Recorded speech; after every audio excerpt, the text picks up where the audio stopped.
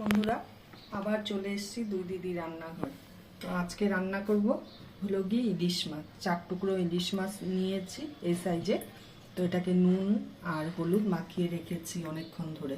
তো ওটার জন্য লাগবে হলো গিয়ে পোস্ত, সাদা সরষে আর কাঁচা লঙ্কা আর নুন দিয়ে ভালো করে পেস্ট করে নিয়েছি।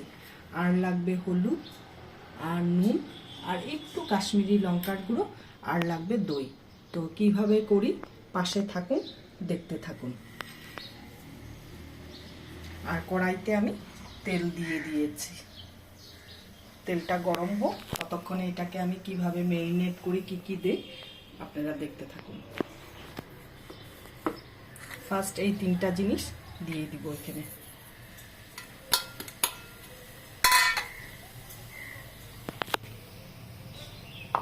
দিয়ে দিলাম। এবার টক দই আন্দাজ মতো দিয়ে দিব। টক দইটা দিলে পরে গ্যাস অ্যাসিডিটিটা হয় না।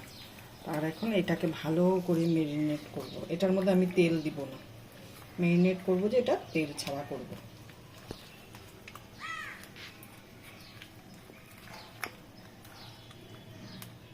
এইভাবে করে খেলে দারুণ লাগে ইলিশ মাছ। আর ইলিশ মাছটা খুব ভালো, একদম ফ্রেশ। কেন কি আমার ঘরে যে থাকে আর কি, ওকে সকালে একটা ভেজে দিয়েছি, তো ও খেয়ে বললো যে দারুণ। তো এখন 2 মিনিটের জন্য ম্যারিনেট করে ছেড়ে দেব। নুন হলুদটা ঝালটা ঢুকুক মাছের ভিতরে একটু, তারপরে আমি এটার মধ্যে দিব কড়াইতে।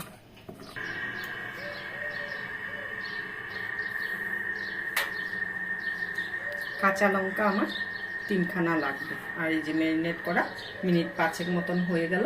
এখন কড়াইয়ের তেলও গরম হয়ে গেছে, ওই অবস্থায় আমি কালো জিরা দিব ফোড়ন। এটা কাঁচা করব না, একটুখানি এই যে মাখাটা দিয়ে আমি একটু তেলের মধ্যে এক পিঠ ভেজে হালকা, আরেক পিঠ ভেজে তারপরে হলো গিয়ে মশলা দিয়ে এটাকে জল দেবো। তো কীভাবে করবো আপনারা পাশে থাকুন, দেখতে থাকুন।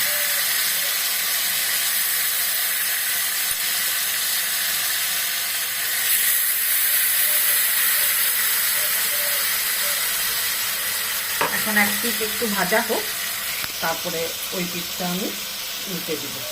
এক পিঠটা হয়ে গেছে, এটা কড়া ভাজবো না, হালকা মানে ভেজে নেব। এইভাবে এই 4 টুকরাকে উল্টে দেব। খুব নরম মাছ তো এটা, ইলিশ মাছটা একটু আলতোভাবেই সফট করতে হয়, যতই ফ্রেশ মাছ হোক না কেন। এখন গ্যাসের ফ্লেমটাকে বাড়িয়ে দিব।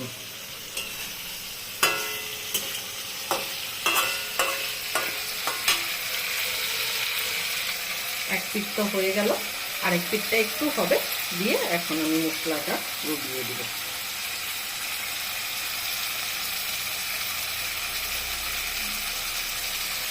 এখন আমি মশলাটা দিয়ে দিব।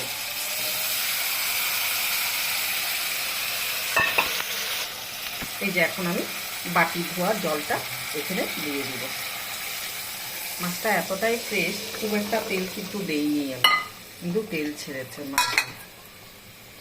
যদি কারো যদি মানে খুব তাড়া থাকে, চটজলদি রান্না, কেউ বাড়িতে এসছে, ইলিশ মাছ আছে ফ্রিজে, তো এইভাবে পটাপট একটু মিক্সিতে মশলা করে আর কড়াই বসিয়ে দিয়ে মশলা করলেও হবে। কড়াই গরম হতে হতে মশলাও হয়ে যাবে, আর রান্নাটাও খুব চটজলদি আর কি 10 থেকে 15 মিনিটের মধ্যে হয়ে যাবে।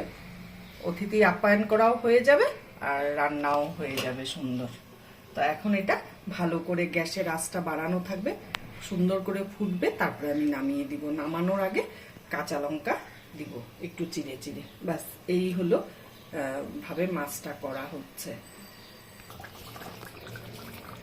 তো আমার ইলিশ মাছের রেসিপিটা হয়ে গেছে, এখন আমি নামিয়ে ফেলব। একটু ঢাকা দিয়েছিলাম জাস্ট 1 মিনিটের জন্য, কেন বেশি ঢাকা দিলে পরে ইলিশ মাছ এমনিতেই খুব সফট হয়তো, তো ওই জন্য গলে যাবে একদম বেশি ঢাকা দিলে। এটা তো ভাপে করছি না, না। তো সবচেয়ে সহজ পদ্ধতি রান্না হলো আমি মনে করি ইলিশ মাছ, কোনো ঝামেলা নেই। যেভাবেই করা যায় এটা সেইভাবেই স্বাদ হয়। তো এখন আমি নামিয়ে নিব। হয়ে গেছে আমার মাছ রান্না। আমি গ্যাসের ফ্লেমটাকে বন্ধ করে দেব।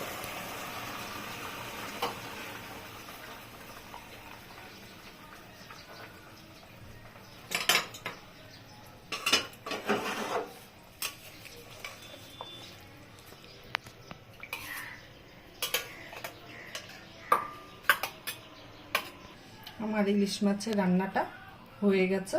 তো রান্নাটা যদি ভালো লাগে, ফেসবুক থেকে যারা দেখেন তারা লাইক কমেন্ট শেয়ার অবশ্যই করবেন। আর ইউটিউব থেকে যারা দেখেন প্লিজ চ্যানেলটাকে সাবস্ক্রাইব করবেন আর কমেন্ট করে জানাবেন।